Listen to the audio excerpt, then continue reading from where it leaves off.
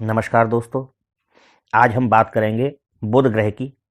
बुध का मकर राशि में गोचर 29 दिसंबर 2021 को हो रहा है। इसके समय और महत्व की जानकारी आपको हम दे रहे हैं। बुध ग्रह सौर मंडल का सबसे छोटा ग्रह है जो सूर्य के सबसे निकट रहता है। ये प्रभावशाली ग्रह बुध संचार और बुद्धि का कारक माना गया है। व्यक्ति की तर्क करने की जो शक्ति है, निर्णय लेने की जो क्षमता है, तार्किक जो सोच है, सभी भगवान बुध के द्वारा ही शासित होते हैं। बुध ग्रह के द्वारा ही व्यवस्थाएं होती हैं। जिस व्यक्ति की कुंडली में बुध ग्रह शुभ स्थिति में होता है, ऐसे जातक अपनी उम्र से ज़्यादा युवा दिखते हैं और उनकी दृढ़ शक्ति और चालाकी बेहद ही शानदार होती है। वहीं इसके विपरीत जिन लोगों की कुंडली में बुध अशुभ या फिर कमजोर स्थिति में होता है, उनकी निर्णय लेने की जो शक्ति है, संचार इत्यादि में कमी देखने को मिलती है और साथ ही ऐसे लोग अन्य लोगों को अपनी ओर प्रभावित करने में भी नाकाम होते हैं। बुध ग्रह समृद्धि और बहुतायत का भी प्रतिनिधित्व करता है। हास्य की अच्छी भावना भी देता है। पीड़ित होने पर यह तंत्रिकी संबंधी समस्याएं और नींद संबंधी विकार भी पैदा कर देता है। सूर्य के सबसे निकट होने के कारण बुध ग्रह सबसे तेज ग्रह है। सीधी गति में होने पर लगभग 24 दिनों में एक राशि से दूसरी राशि तक यह सफर तय कर लेता है। बुध एक प्रभावशाली ग्रह है, इसलिए ये एक सशर्त लाभकारी ग्रह भी माना जाता है। मित्र राशियों में या मित्र ग्रहों के साथ में होने पे ये जातक को शुभ परिणाम प्रदान करता है। हालांकि जब ये शत्रु राशि में या पाप ग्रहों के प्रभाव में हो जाता है तो व्यक्ति को नकारात्मक परिणाम भी देता है। इस गोचर अवधि के दौरान बुध एक तटस्थ अग्नि राशि से मित्र पृथ्वी राशि में गोचर करेगा। ऐसे में यह गोचर व्यक्तियों के जीवन में अधिक स्थिरता और नम्रता लेकर आने वाला साबित होगा। बुध का गोचर 29 दिसंबर 2021 को सुबह 11:15 पर मकर राशि में होगा और अगले वर्ष तक इसी राशि में रहेगा, जब तक कि यह शनि द्वारा कुंभ राशि में प्रवेश नहीं करेगा। दोस्तों, अब जानते हैं बुध का मकर राशि में जो 29 दिसंबर 2021 को गोचर हो रहा है, मकर राशि में बुध ग्रह प्रवेश कर रहे हैं, तो इसका प्रभाव अन्य राशियों पर कैसा रहेगा। सबसे पहले बात करेंगे मेष राशि की। मेष राशि के जातकों के लिए तीसरे और छठे भाव का स्वामी बुध ग्रह दशम भाव में गोचर करेगा। आप इस समय बहुत मेहनती होंगे और इस राशि के जो जातक हैं किसी सरकारी या प्रशासनिक पद पर कार्यरत हैं, उन्हें इस गोचर अवधि के दौरान मान सम्मान हासिल होगा। आप लोगों को मार्गदर्शन और सलाह देकर उनका उपचार करने की ओर ज़्यादा झुकाव रखेंगे। इसके अलावा यदि आप स्वास्थ्य उद्योग में काम कर रहे हैं, तो उदाहरण के लिए जैसे आप डॉक्टर हैं, आहार विशेषज्ञ हैं या स्वास्थ्य सलाहकार हैं इत्यादि के रूप में यदि आप काम कर रहे हैं, तो आपके लिए समय शानदार रहने वाला है। साथ ही लेखाकार और वित्त क्षेत्र और निवेश बैंकिंग में काम करने वाले लोगों के लिए ये अवधि अनुकूल रहने वाली है। आप अपनी नौकरी बदलने की योजना बना सकते हैं। व्यापार के क्षेत्र से जुड़े जातकों को अपनी नई परियोजनाओं में धन की कमी या निवेश के कारण कुछ चुनौतियों का सामना करना पड़ सकता है। इस गोचर काल में आपको अपने भाई बहनों और पिता का पूरा सहयोग मिलेगा। वे आपके पेशेवर जीवन में भी आपकी मदद करेंगे। आप अपने दोस्तों और परिचितों के साथ किसी यात्रा की योजना बना सकते हैं। लेखकों के लिए ये समय शानदार रहने वाला है, क्योंकि उन्हें अपने काम से अच्छी कमाई होने वाली है। साथ ही वे अपने लेखों और पुस्तकों के लिए नए विचारों और लेखन कौशल से भरे होंगे। ओम बुम बुधाय नमः इसका दिन में 108 बार जाप करें तो और भी आपके लिए अच्छा रहेगा। और हनुमान जी के निमित्त मंगलवार का आप व्रत भी रख सकते हैं। अब बात करते हैं वृषभ राशि की। इस दौरान वृषभ राशि के जातकों के लिए द्वितीय और पंचम भाव का स्वामी बुध नवम भाव में विराजित होगा। ये गोचर अवधि छात्रों के लिए अच्छी मानी जा सकती है। आपको अपने प्रयास से सफलता और अच्छे परिणाम प्राप्त होंगे। कुछ छात्र कानून के क्षेत्र में उच्च शिक्षा की योजना बना सकते हैं। आप धन संचय करने में कामयाब होंगे और आपको अपने भाइयों और बहनों से भी मदद मिलेगी। यदि आप न्यायपालिका प्रणाली में काम करते हैं, उदाहरण के लिए एक वकील या न्यायाधीश के रूप में, आपके लिए ये समय बेहद अनुकूल रहने वाला है। इस समय आपका झुकाव धार्मिक गतिविधियों की ओर ज़्यादा रहेगा और शास्त्रों और पुराणों के बारे में जानने की उत्सुकता भी आप में बनी रहेगी। आप इस समय कुछ यात्रा योजनाएं बना सकते हैं, जहां आप किसी ऐसे स्थान पर जाने का इरादा करेंगे जहां आप विभिन्न संस्कृतियों को समझ सकें और उनसे कुछ सीख पाएं। आप दूसरों की काउंसलिंग करने में अच्छे रहेंगे। जो लोग पारिवारिक व्यवसाय से जुड़े हैं उनका समय अनुकूल रहने वाला है, क्योंकि आपकी किस्मत आपका साथ देगी। जो जातक रोमांटिक रिश्तों में, उनका भी समय शुभ रहेगा और आप अपने प्रिय को अपने माता पिता से मिलवाने के लिए एक कदम और आगे बढ़ पाएंगे। कुल मिलाकर के ये वृषभ राशि वालों जातकों के लिए समय अच्छा रहेगा, शुभ रहेगा। उपाय: बुधवार के दिन माता भगवती को लाल गुड़हल का फूल चढ़ाएं और दुर्गा चालीसा का पाठ करें। अब बात करते हैं मिथुन राशि के बारे में। इस गोचर काल में प्रथम और चतुर्थ भाव का स्वामी अष्टम भाव में गोचर करेगा। इस बार आपका सेंस ऑफ ह्यूमर अच्छा रहेगा और अपनी बातों से लोगों का ध्यान आप अपनी ओर आकर्षित कर पाएंगे। आपके चेहरे पे जवा दिखने वाला आकर्षण होगा और थोड़ा शरारती होने का मन भी करेगा। आप बहुत उत्साही और अपनी वाणी में सक्रिय रहेंगे। इससे आपको अपनी कायल करने की शक्ति बढ़ाने में मदद मिलेगी। आपको कुछ स्वास्थ्य संबंधी चिंताओं का सामना करना पड़ सकता है, जैसे त्वचा का फटना, एलर्जी, नींद नहीं आना। बुध के सकारात्मक प्रभाव से प्रभावित करने और किसी भी प्रकार की एलर्जी से बचने के लिए आपको संतुलित आहार लेने की और अपनी दिनचर्या में हरी सब्जियों को शामिल करने की सलाह दी जाती है, क्योंकि हरी सब्जियों का भी प्रतिनिधित्व बुध करता है। साथ ही मन को शांत करने के लिए मेडिटेशन आपको करना चाहिए। आपको अपने परिवार के सदस्यों से, विशेषकर अपनी मां के साथ कुछ गलतफहमियों का सामना करना पड़ सकता है। हालांकि आप अपनी बात साबित करने और उनकी रुचि को वापस जीतने में अच्छे रहेंगे।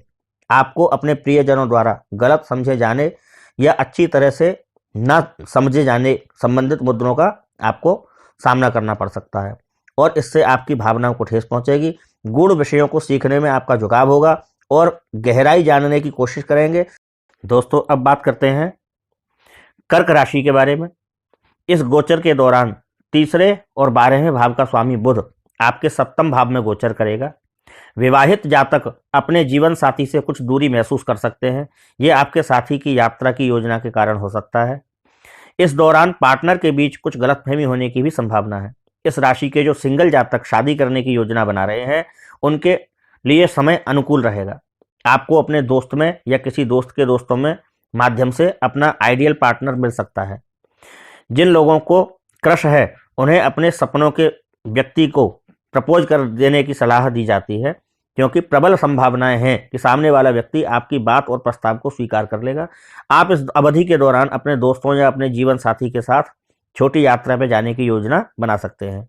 आप इस समय बहुत तार्किक रहेंगे और कुछ अच्छे निर्णय लेने की संभावना आप में बनी रहेगी।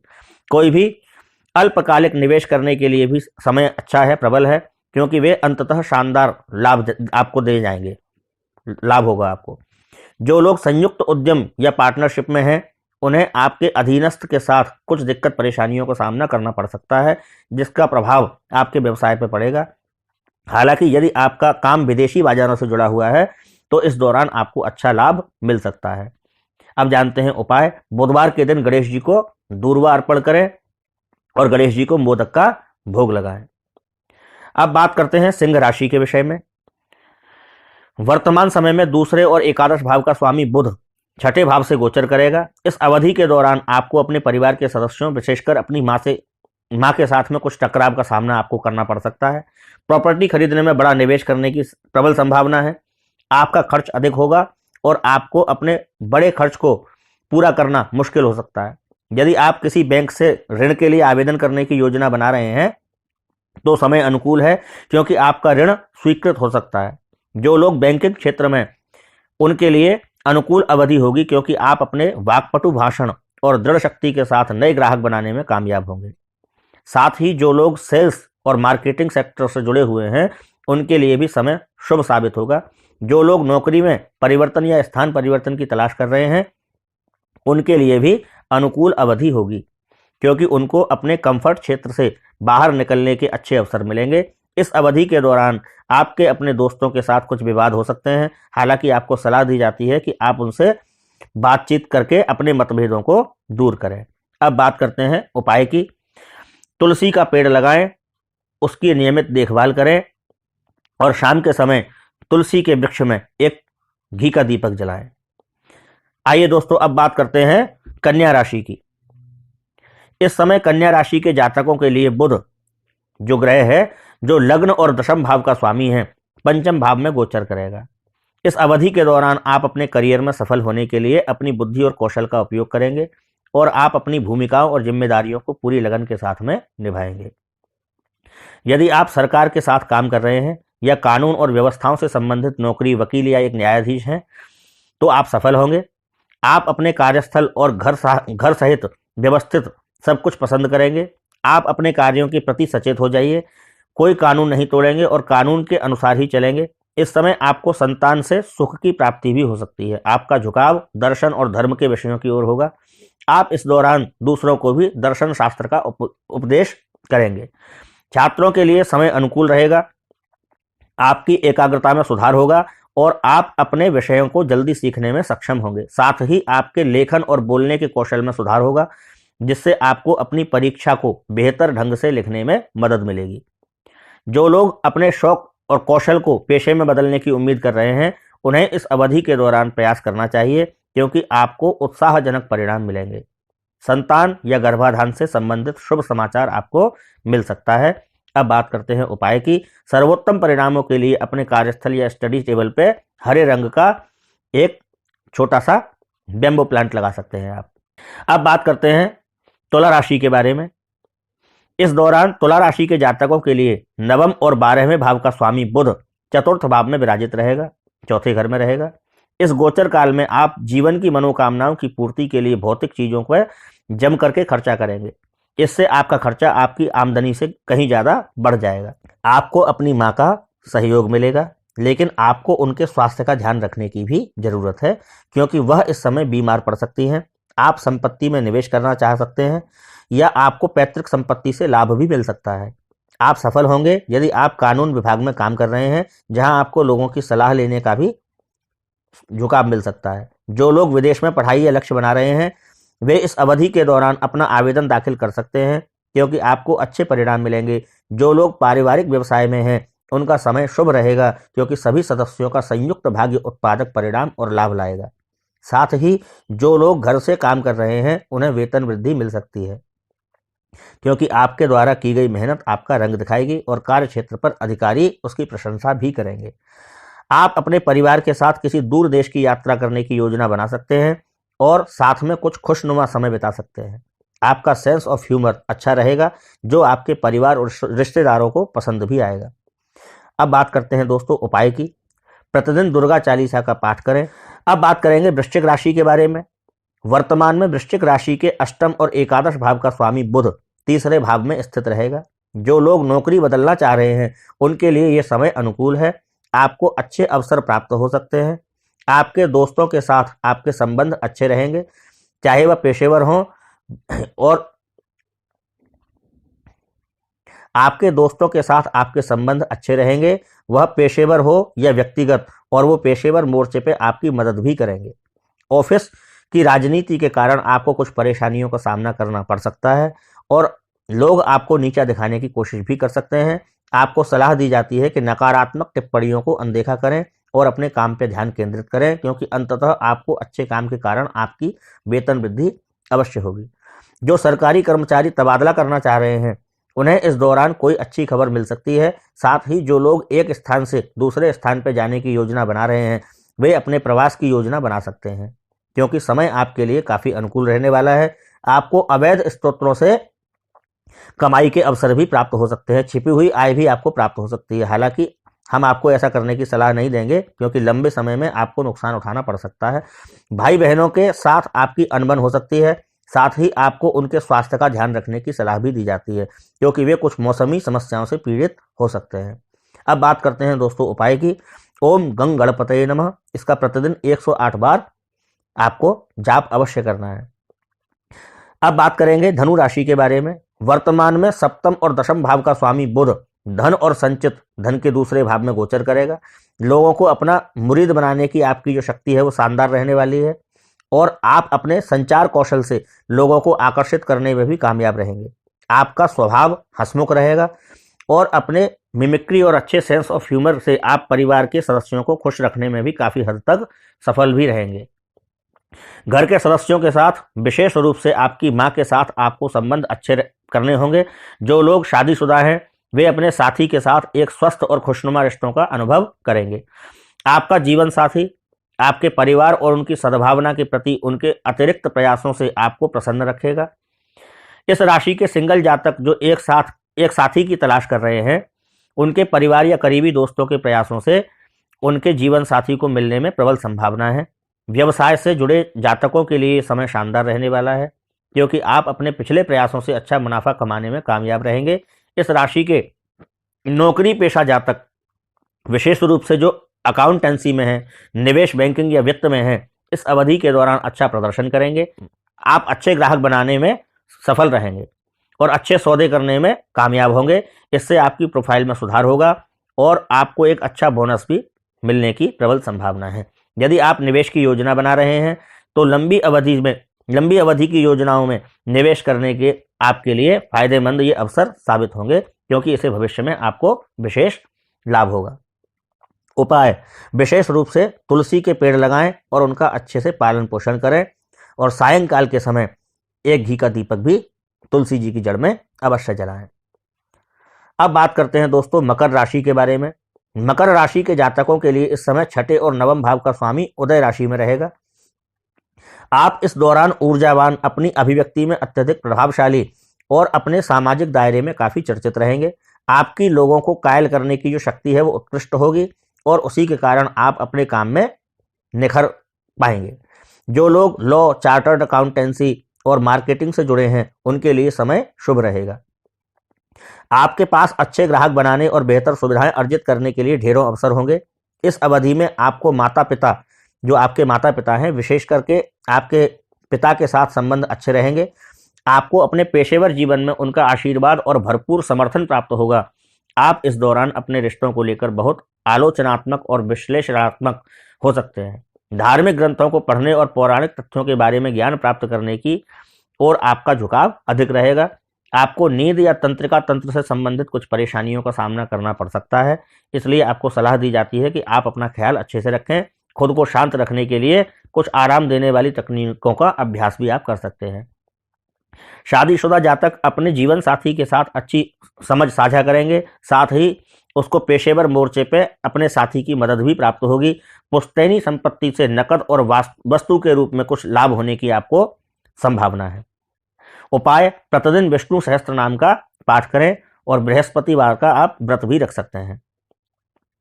अब बात करते हैं कुंभ राशि की। इस दौरान कुंभ राशि के जातकों के लिए बुध पंचम भाव और 8 भावों का स्वामी 12वें भाव में गोचर करेगा।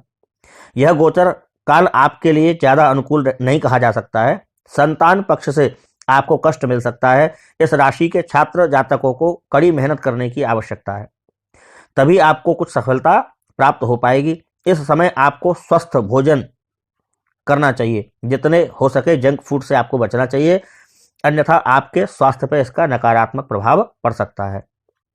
जीवन में चल रही कई चीजों के कारण आप मानसिक रूप से तनावग्रस्त भी हो सकते हैं।